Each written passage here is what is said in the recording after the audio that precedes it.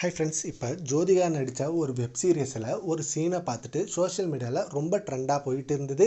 இவங்க இப்போ வரைக்கும் எல்லா படத்துலையும் ஒரு குடும்ப பாங்கான கேரக்டரில் தான் நடிச்சிட்டு இருந்தாங்க. பட் இந்த சீரியஸில் இவங்க எப்படி இந்த மாதிரி தப்பாக நடிக்கலாம் அப்படின்னு சொல்லி அவங்க மேலே ஒரு விமர்சனம் வர ஆரம்பிச்சுது.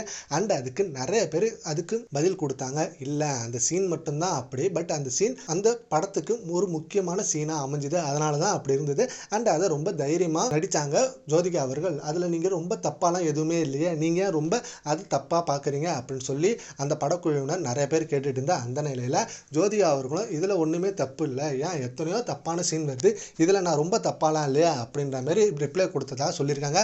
ஆனால் இதுக்கு மெயினாக சிவகுமார் அவர்கள் தான் செம்மையாக கோவப்பட்டிருக்காராம் வீட்டில். இது வரைக்கும் நீ எல்லா படத்துலையும் நல்லா தானே நடித்த, ஏன் இந்த மாதிரி சீனில் வந்த, இப்போ இது சமூகத்தில் எவ்வளோ பெரிய விமர்சனத்தை கொண்டு வந்திருக்கு பார்த்தியா, இது வரைக்கும் நாங்கள் படம் நடிச்சிருக்கோமே, எங்கள் படத்துலலாம் இப்படி இருக்கா அப்படின்னு சொல்லி ஏகப்பட்ட கேள்விகள் சிவகுமார் கேட்டதா ஒரு தகவல் வெளியிருக்கு.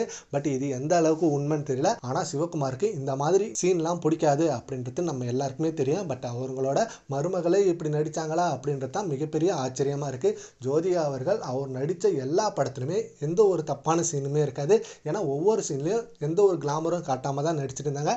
ஆனால் இந்த சீனில் இவங்க இப்படி நடித்தது மிகப்பெரிய ஆச்சரியமாக தான் இருந்தது. அண்ட் சிவகுமார் அவர்கள் ஆல்ரெடி நீ படத்துலலாம் நடிக்க வேணாம்னு சொன்னதுக்கு ஜோதிகா அவர்கள் இல்லை நான் நடிப்பேன், அது என்னோட இஷ்டம் அப்படின்னு சொல்லிடுறாங்க. அண்ட் இது மட்டும் இல்லாமல் சோஷியல் மீடியாவில் அவங்களோட ஒர்க் அவுட் வீடியோலாம் பார்த்து நிறைய டென்ஷன் ஆகிருக்கிறத ஒரு நியூஸ் வந்திருக்கு. சரி, ஓகே ஃப்ரெண்ட்ஸ், ஜோதிகாவோட இந்த சீனை பற்றி உங்கள் ஒப்பீனியனை நம்ம கமெண்ட் பாக்ஸில் கமெண்ட் பண்ணுங்கள். Thank you friends.